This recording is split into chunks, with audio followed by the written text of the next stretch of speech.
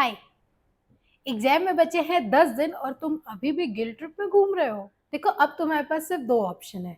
या तो उस गिल्ट ट्रिप से बाहर आ जाओ, पढ़ाई करना स्टार्ट कर दो और जो 10 दिन बचे हैं उसको मैक्सिमम यूज करके अपना बेस्ट दो। या फिर इसी गिल्ट ट्रिप में बैठे रहो, अफसोस मनाते रहो कि यार काश मैंने अच्छे से पढ़ाई कर ली होती तो मेरा सेकेंड रिवीजन चल रहा होता, मैं एमटीपी सॉल्व कर रहा होता या फिर थर्ड रिवीजन कर रहा होता, मेरे बोथ ग्रुप्स हो जाते, मैंने प्लान किया था 60-70 मार्क्स। तो मैं अगर तुम्हारी जगह होती ना तो ऑप्शन नंबर फर्स्ट चूज करती। हाँ, पता है शायद रिजल्ट पॉजिटिव आने के चांसेस बहुत कम है, या फिर जो मैंने एक्सपेक्ट की थी चीज़ें जैसे प्लान की थी वैसे नहीं होने वाली है। But at least end of the day मुझे ये सेटिस्फैक्शन तो होता कि जिस दिन मुझे सेल्फ रियलाइजेशन हो रहा है उस दिन से मैंने अपनी चीज़ें सुधारी है, मैंने खुद की गलतियाँ एक्सेप्ट की है एंड मैंने अपना बेस्ट देना स्टार्ट कर दिया है। फटाफट कमेंट करके बताओ if you agree. And result चाहे जो भी हो, but if you really promise yourself कि अब तुम अपना बेस्ट शॉट देने वाले हो, so just comment CA and your name. अब मैं बताती हूँ कि 10 दिन प्लान कैसे कर सकते हैं। सो सबसे पहले आई विल टॉक अबाउट जो ग्रुप 1 के लिए अपेयर कर रहे हैं। उनके लिए 3 सब्जेक्ट्स हैं, so you can plan like 5 days plus 5 days. And साथ में जो थ्योरी सब्जेक्ट रहेगा वो 10 डेज तक चलता रहेगा। मैं ऐसा इसलिए बोल रही हूँ क्योंकि फर्स्ट 5 डेज तुम थर्ड एग्जाम के लिए प्रिपेयर करोगे। थर्ड इन द सेंस जो भी तुम्हारा सेकेंड न्यूमेरिकल है जिसका फर्स्ट पेपर नहीं है उसको प्रिपेयर करोगे, साथ में थ्योरी सब्जेक्ट चलता रहेगा 1 या 2 घंटे। सेकेंड नेक्स्ट 5 डेज में तुम फर्स्ट पेपर के लिए प्रिपेयर करोगे, सो दैट तुम्हारे पास 1 या 2 दिन और बच जाएगा टू रिवाइज एवरीथिंग फिर से। या देखो, फर्स्ट पेपर अच्छा जाता है ना तो कॉन्फिडेंस अपने आप आ जाता है, और फर्स्ट पेपर अगर बिगड़ जाता है ना तो फिर आगे के पेपर कितने भी अच्छे से प्रिपेयर हो थोड़ा सा डर लगना स्टार्ट हो जाता है। इसलिए बोल रही हूँ, पहले सेकेंड वाला न्यूमेरिकल प्रिपेयर करना एंड देन फर्स्ट वाला न्यूमेरिकल, सो दैट तुम्हारे पास 5-6 दिन का स्ट्रेच तुम्हें मिल जाएगा टू रिवाइज थिंग्स। एंड चीज़ें न्यू रहेंगी तो रिकॉल करने में ईजी रहेगा। और वैसे भी सेकेंड न्यूमेरिकल जब तुम रिवाइज फिर से करोगे फर्स्ट पेपर के बाद तो तुम्हें उतने ही एफर्ट्स लगने वाले हैं, क्योंकि ऑब्वियसली जब फर्स्ट पेपर दोगे तो तुम खो जाओगे उस पेपर में और तुम्हें चीज़ें थोड़ी सी धुंधली हो जाएंगी। अब मैं बात करूंगी उस हालत की जो मेरी नवंबर 2023 अटेम्प्ट में थी। गिल्ट में मैंने इतने सारे दिन खराब कर दिए थे कि लास्ट के बचे थे 10 दिन और मुझे समझ ही नहीं आ रहा था कि मैं क्या करूं, क्योंकि इतना ज़्यादा डिमोटिवेशन हो गया था, कुछ समझ नहीं आ रहा था कैसे करूं चीज़ें। मुझे पता था मैं कर सकती हूँ, फिर भी पता नहीं क्यों मैंने इतने सारे दिन वेस्ट कर दिए और मेरे पास कोई एक्सप्लेनेशन भी नहीं था। मैं पढ़ने बैठती थी फिर भी नहीं पढ़ती थी। लाइक, छोड़ो उन सब बातों को। सो इफ ऐसी कुछ सिचुएशन है या कुछ भी थोड़ी सी सिचुएशन ऐसी है कि हाँ समझ आ रहा है तीनों सब्जेक्ट मैनेज नहीं हो पाएंगे, कोई बात नहीं, रिलैक्स। एक सब्जेक्ट होने वाला है ना, एक सब्जेक्ट को 10 दिन में एग्जामिशन के लिए प्रिपेयर करो। ये भी तो सोचो कि जब अभी समझ आ रहा है कि जनवरी में फिर से एग्जाम देना है, कोई बात नहीं, जस्ट एक्सेप्ट इट एंड उस सिचुएशन के हिसाब से काम करो। एटलीस्ट एक सब्जेक्ट एग्जाम्ट हो जाएगा तो तुम्हारे पास जनवरी में एक सब्जेक्ट कम हो जाएगा, तुम्हें एक सब्जेक्ट के लिए कम प्रिपेयर करना पड़ेगा। तो गिल्ट ट्रिप में बैठे रहने से अच्छा है कि तुम एक सब्जेक्ट प्रिपेयर करो। क्योंकि यार मैंने जितना अपनी पूरी जर्नी से एक्सपीरियंस किया है, ये जो गिल्ट ट्रिप होता है ना उससे कुछ नहीं निकलता, उससे कोई रिजल्ट नहीं मिलता है, सिर्फ और सिर्फ सेल्फ हार्म होता है। बेटर चीज़ों को एक्सेप्ट कर लो। हाँ ठीक है, गलती कर दी, खुद से सॉरी बोलो। सॉरी अगर सच में फील कर रहे हो तो पढ़ाई करना स्टार्ट करो एंड डिसाइड करो कि हाँ मैं एक सब्जेक्ट या 2 सब्जेक्ट एग्जामिशन प्लान करूंगा एंड उसको अचीव करो अगर एक्चुअली सॉरी फील हो रहा है। क्योंकि मैंने ये भी किया है कि मैं रोज सुबह उठ के खुद से सॉरी कहती थी एंड अगेन मैं वही चीज रिपीट करती थी। एक चीज और बोलूंगी, अगर इतने दिन खुद को कोस के निकाले हैं, इतने दिन खुद को सिर्फ और सिर्फ नेगेटिव बोला है, तो हाँ कल सुबह जब सो के उठोगे तो एकदम से चीज़ें बदल नहीं जाएंगी। जब सो के उठोगे तो एकदम से तुम्हें पॉजिटिव नहीं फील होने लगेगा।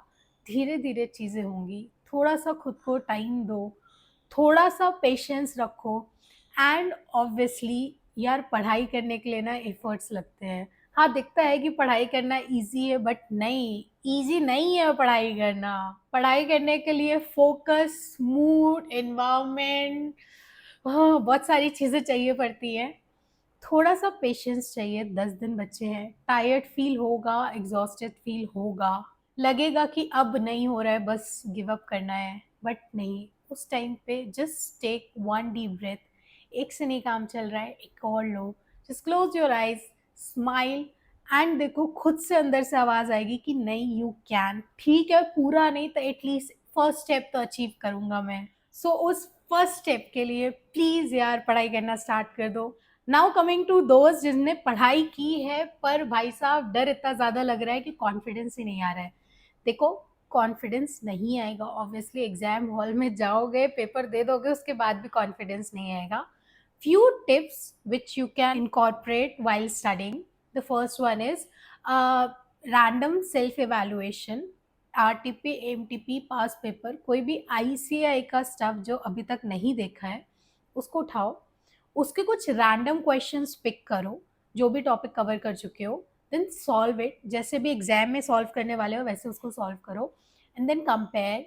फर्स्ट, कहाँ पे कॉन्सेप्चुअली वीक हो रहे हो, सेकेंड, कहाँ पे वर्किंग नोट जो आईसीआई ने बनाया एंड तुमने नहीं बनाया, एंड थर्ड इज प्रेजेंटेशन। देखो, स्टेप मार्किंग होती है, क्वेश्चन पूरा सही करके भी मार्क्स नहीं मिलना बहुत बुरा लगता है। सेकेंड, बहुत सारे टीचर्स है जो डेली एमसीक्यू पोस्ट करते हैं, so just join their Telegram channel, and वहाँ पे डेली भी अगर 3-4 एमसीक्यू भी देखोगे ना, कॉन्फिडेंस काफ़ी ज़्यादा बूस्टअप होता है। एक चीज़ और, हो सकता है जब ये तुम सेल्फ इवैल्यूएशन करोगे ना, तुम्हें क्वेश्चंस नहीं बनेंगे, चीज़ें भूलेंगी, गलतियाँ होंगी, कोई बात नहीं यार, एग्जाम हॉल नहीं है, अभी गलतियाँ करनी है, अभी भूलना है, अभी एनालाइज करना है खुद को, सो दैट उस 3 घंटे में चीज़ें गलत ना हो, भूले नहीं। क्योंकि मेरे साथ तो एग्जाम में, मैं लिटरली एग्जाम हॉल में ऐसे स्टूपिड स्टूपिड डाउट आते थे ना मुझे, जो मुझे लगता है शायद रिवीजन करते टाइम मुझे कभी भी नहीं आ सकते, बट एग्जाम हॉल में मैं उन चीज़ों में कंफ्यूज हो जाती थी, just for the simple reason कि शायद मैं अभी रिवीजन के टाइम पे गलतियाँ करने से डरती थी। गलतियाँ करो, सीखो, रिवाइज़ करो, रिवाइज़ मोर एंड मोर, क्योंकि एग्ज़ाम क्लियर करने का सिर्फ़ एक ही तरीका है, पढ़ाई। कोई स्ट्रैटेजी, कोई भी प्लान, कोई भी एबीसी एनालिसिस कुछ काम नहीं करने वाला है। सिर्फ़ एक चीज़ काम करने वाली है, बहुत सारा पेशेंस, एंड उस पेशेंस के साथ बैठ के पढ़ाई। आई नो मैंने ग्रुप 2 के लिए एंड सीए फाउंडेशन के लिए इसमें कुछ भी बात नहीं की है। उनके पास 10 दिन से ज़्यादा टाइम है।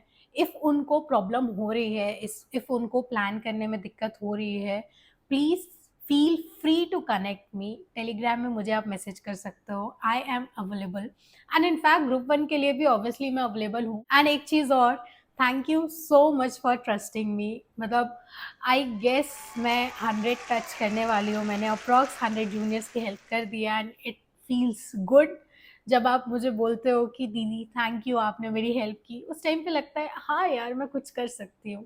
सो thank you so much, feel free to connect me, keep studying, अच्छे से पढ़ाई करो, बहुत सारा पेशेंस चाहिएगा इन 10 दिनों में।